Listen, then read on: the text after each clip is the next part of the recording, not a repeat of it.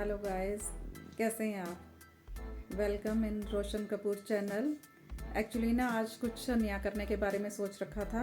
हमने सोचा था कि आज कुछ नया सा करेंगे, लेकिन आज पता नहीं सुबह से कुछ ऐसा हो गया कि बस मूड सा ही ख़राब हो गया मॉर्निंग में ना। तो बस फिर मेरे को काफ़ी मूड मेरा परेशान रहा, बहुत ज़्यादा परेशान रहा। मैं आपको बता नहीं सकती, मतलब कहते हैं ना कि लफ्ज़ों में बयान नहीं किया जा सकता उस बात को। आज कुछ ऐसा हो गया, कई बार ऐसा कहते हैं ना कि पैरों के नीचे से ज़मीन खिसक गई। तो बस आपके साथ फिर मेरे आज मन हुआ कि मैं दिल की बातें आपके साथ शेयर करूं। इसलिए मैंने सोचा कि आज ना मैं बस अपने दिल की बातें ही आपके साथ करना चाहूँगी। आशा करती हूँ कि आप मेरे इस ब्लॉग को ध्यान से सुनेंगे। एक्चुअली बात पता क्या कि कुछ लोगों ने ना मेरी लाइफ को ही अपने जीवन का उन्होंने लक्ष्य बना रखा है।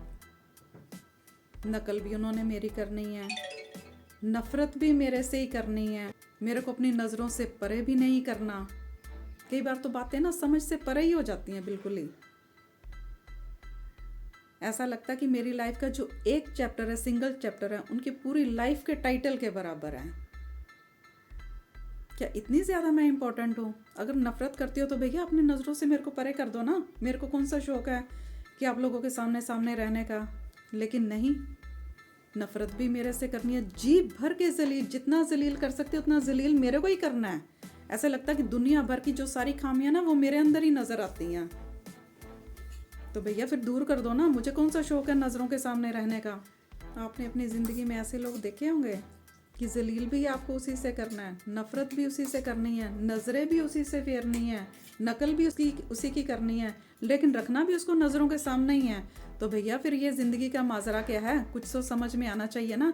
कई बार तो मुझे ऐसा लगता है कि ऐसे लोगों की ज़िंदगी में का ना कोई लक्ष्य होता ही नहीं है। सिर्फ यही होता है कि दूसरे को नीचा कैसे दिखाया जाए। उनका मेरे को कई बार ऐसा लगता है कि उनको लगता है कि इसकी विल पावर को स्ट्रॉन्ग करो। लेकिन ठीक है कि कुछ पल के लिए तो मैं वीक हो जाती हूँ। होता है ना कि कुछ ऐसा करे तो हर इंसान है, डामाडोल सा थोड़ा हो जाता है। लेकिन मैं बहुत सोचती हूँ उसके बारे में, बाद में बहुत ज़्यादा सोचती हूँ।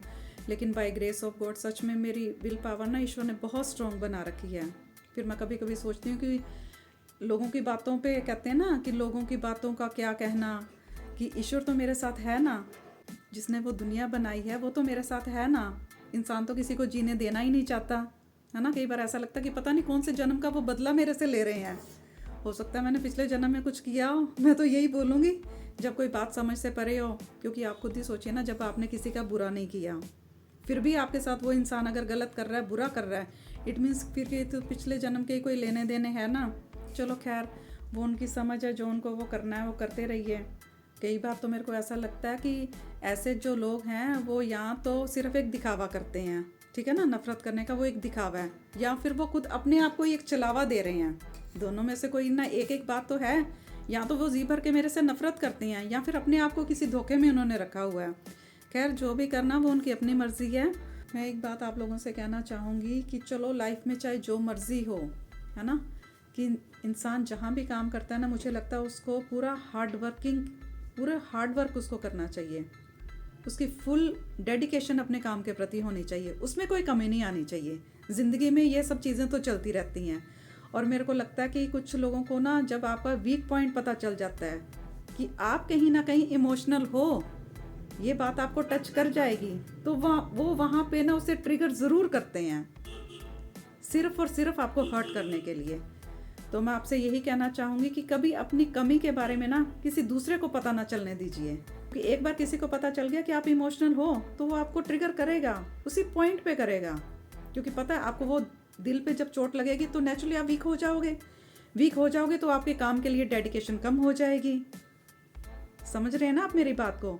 तो हमेशा इस बात को ध्यान रखिए कि आप जहाँ पे भी काम करते हैं ना, पूरे हार्ड वर्किंग के साथ फुल डेडिकेशन आपकी होनी चाहिए, है ना। क्योंकि जो हम अपनी ड्यूटी करें पूरी ईमानदारी से अपनी ड्यूटी को करिए, उसमें कभी भी कोई भी कमी नहीं आनी चाहिए। क्योंकि हमारी जो जवाबदेही है, हमारा जो काम है, वो ईश्वर के प्रति समर्पित है। कहीं ना कहीं हमारे कर्मों का हिसाब किताब ना हर जगह लिखा जाएगा, हमने जहाँ पे काम किया ईमानदारी से किया या ना किया।